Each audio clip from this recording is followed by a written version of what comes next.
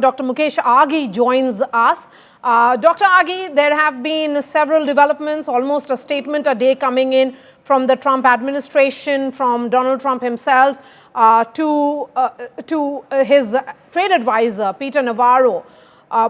When you look at these statements, Dr. Aghi, where is the trade talk really heading? Even when the signal that is coming in from the Commerce Ministry so far is that New Delhi believes that the communication channels are open. Well, channels are open between the two countries, and both countries are talking to see where to find the common ground. I think Peter Navarro's comment on SCO and his comment on India buying oil from Brahmins is not positive. I think it's important that we maintain certain amount of decorum when we're dealing with two countries. But overall, I believe that the relationship continues to move in the right direction. Yes, there is some rhetoric, but we should learn to ignore that and not react to that because in every aspect, US companies are investing in India. We are seeing the trade going up. We are seeing people-to-people relationship moving along in a positive way. So I would say overall, with all the rhetoric coming in between the two countries, the relationship stands strong in every manner. Okay, despite Donald Trump's claims of the US being the greatest victim of trade of India in this trade, the US trade deficit with India is $41.5 billion, which is significantly lower than with China or the European Union, Mexico. What drives this rather dramatization of the India-US trade relationship, and how should Indian policy makers and business leaders interpret it? Well, I think you have to understand that India had a trade surplus with the US for around $40+ billion. And India was committed to buying more energy from the US to bring that trade deficit to even par. And that process was continuing. And suddenly we had through social comments coming from the president, then by Peter Navarro. Does that impact India? Yes, I'm seeing a lot of emotions here, but we are not seeing those emotions in the US arena. The companies are committed with India itself. They're looking at the investment, they're looking at the supply chain in every aspect. So I don't think there is much of an emotional impact we are seeing from the corporate America. But yes, here the media has gone into frenzy and reacting to every comments, every tweet coming in. But overall, I would say that India has reacted in a very, very dignified manner, trying to basically not react to some of the comments being made, keeping its focus down to maintaining the relationship and not dignifying some of the comments being made by people like Peter Navarro. So I think overall, with time, I would say emotions will come down and both sides will sit down and find a viable way to have a win-win value proposition between the two countries. Okay, then what is the most realistic path for India to protect its sensitive sectors like agriculture and dairy then? Well, you have to understand, India was one of the first country to start negotiation with the Trump administration. And they basically were way ahead of everybody else. For whatever reason, the trade deal didn't close. I think it's important to understand that in that deal, what we are seeing is that India was able to protect some of the dairy side, some of the agriculture side. And you have to understand that certain red lines no political leadership can cross, and that is protecting the interest of the farmers.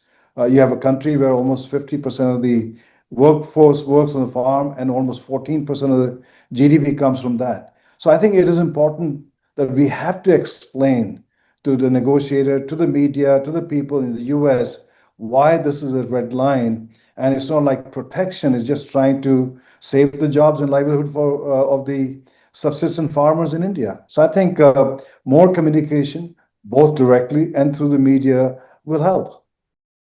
And Dr. Aghi, former US National Security Advisor Jake Sullivan has accused President Donald Trump of jeopardizing America's ties with India to favor his family's business deals in Pakistan. He said, and I'm quoting him, on a bipartisan basis, going back decades, the United States has worked to build its relationship with India, the world's largest democracy, a country that we should be aligned with on technology, talent, and economics.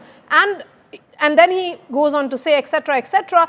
Do you see these comments can perhaps do some kind or should I say, force rethink in Trump administration? Well, you have to understand that there were certain breakdown between the relationship between the two countries. One that happened in 1971, and then we had one after 1998. And then since then, President Clinton started the process, went down to President Bush, and onward. And so for the last 25 years, both countries have made effort to build a relationship, which is basically aligned geopolitically, economically, technological wise. We have over 300,000 students studying in America itself. And so in every aspect, the relationship was a win-win partnership. And the sudden, basically, social media messaging from President Trump did have an impact. And then suddenly you have a 25% tariff followed by a second tariff of 25%. It does put pressure on the relationship, especially in India, and also for the American companies, because you have to understand a lot of American companies are manufacturing components here for their global supply chain. Now they will have to pay 50% a tariff on those goods, and it makes their goods not cost effective. But at the same time, you have garment workers, you have jewelry workers, you have leather workers, and our estimate is that this impacts roughly 5 million jobs in India. So I think it is important that we are able to work and find the right positioning with the Trump administration so there's a reasonable, acceptable tariff between the two countries, and so we can move forward. Now, coming to that statement of Modi's war, Dr. Aghi, how valid is this criticism in light of similar purchases by many other nations? And what are the implications for US-India bilateral relations then? Well, I think the comments saying that this is Modi's war is incorrect. This is not India's war. There is no India's dog in this fight between Ukraine and Russia. Yes, with Biden administration, India was in fact coaxed into saying, "Hey, go buy a certain price point Russian oil. That's going to take the pressure off across the world and price point for the rest of the world itself." So on that basis, India moved ahead and started procuring Russian oil. Yes, China buys much more. When you look at European Union, their purchase of LNG coming in from Russia is in value much more itself. Yes, US has imported basically fertilizer and other aspect of goods from Russia. So I think to basically point the finger at India, I think is not right, incorrect. And it does have an impact on the sentiment and on the relationship. But I think what we have seen is substantial amount of maturity coming out of India, not reacting to those accusations, keeping his head down and trying to find avenues to keep on building the relationship. So I think to summarize, I think it's unfortunate those comments were made and they were inappropriate. And given the actual numbers for US trade deficits with major partners, China $270 billion, European Union $161 billion, Mexico at $157 billion, etc., etc., why does the US political narrative so frequently then single out India? And what impact do you think it'll have on trade negotiations? Well, I don't know why India is being picked up because, yes, China, Canada, Mexico, others have a much, much bigger trade surplus with the US. Yes, US would like to bring that surplus down, and that's the whole objective is put in tariffs so you can bring the surplus, it's a deficit, US deficit on the trade side further down itself. Um, India gets uh, basically uh, pointed by the trade negotiator, but more from the White House.